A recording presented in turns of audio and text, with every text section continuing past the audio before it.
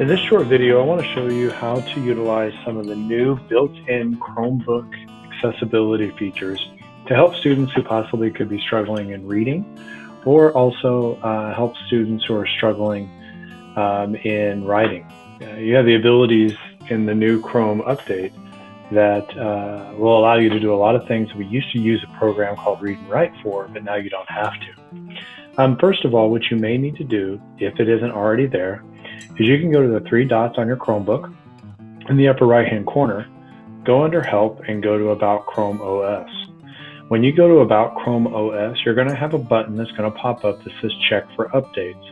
Currently, the update that you should be on is 7.1.3578.27, or you can just click for Check Updates.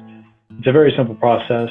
It doesn't typically auto-update unless it's so far out that it needs to be auto-updated, but it typically will prompt you to update. You'll see a little arrow also down in this area in the bottom.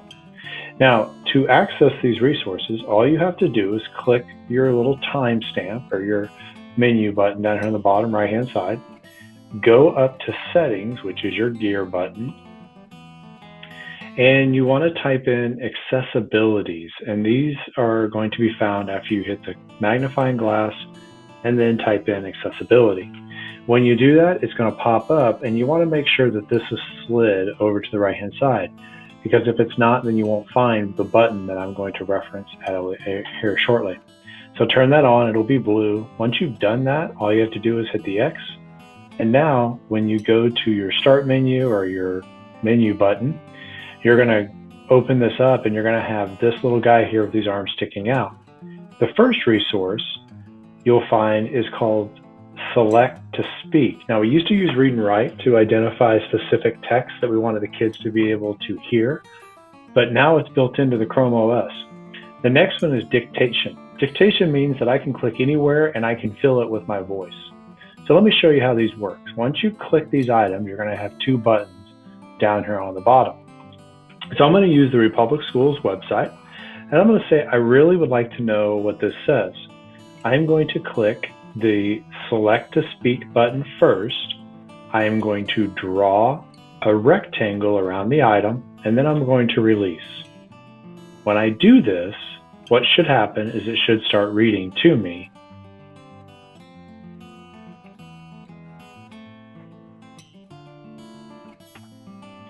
All right, you'll notice that it automatically stops once that is done. If I want to find just one part, so let's say the directions of an online test, the student can highlight across those directions and release, and then it'll stop. So if I need the directions read to a student, they can use this Select to Speak. Now, the other piece of this is text that I may want to add in. So let's say, for instance, what I want to do is I want to do a Google search. Well, this may be difficult for some. So all I have to do is put my cursor in an area that I want to type, and as long as that cursor is flashing, I click this little icon down here. Cat videos. Now you'll notice that it automatically shuts off when it stops hearing my voice.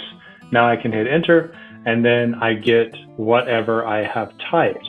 This will work on any website, any area where technology is being added or where text is being added to a website, anything. So think about a test where a student has to do a written response.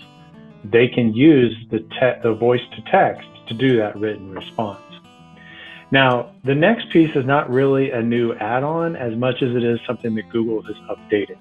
If you want a new Google Doc, or if you want a new Google presentation, or a new Google Sheet, all you have to do now is type in docs.new. And this could be presentation, new, or sheets, new. Click enter, and it automatically builds your new Google Sheet, your new Google Doc, without you having to actually go in and start a new Google Doc and all this other stuff.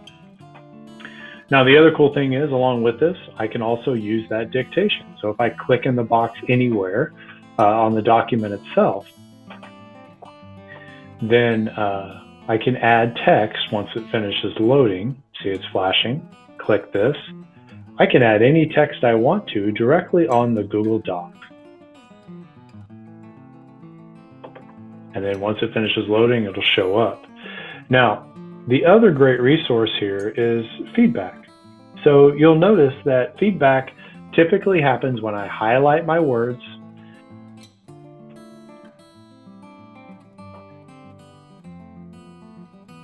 So I highlight my text, and then I come over here on my comment box, click, and then I can add text.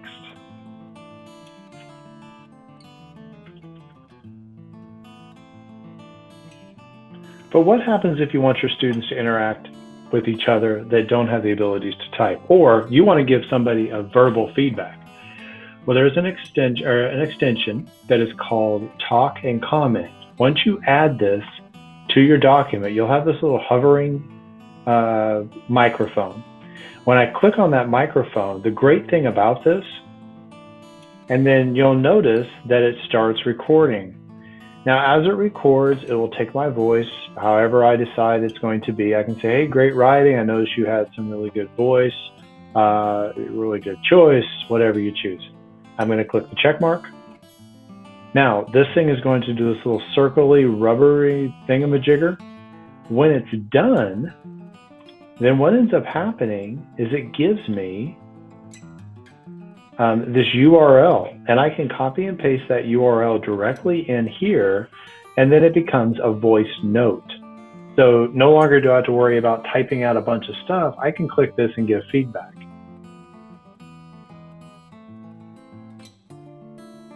Now, once it's done loading, it will pop this open. Now I'm going to click this item, and I'm going to copy it, click OK. Then what I do is I go in here and I paste it, and then I hit reply. And you'll notice what it does is it changes my reply now to an audio note.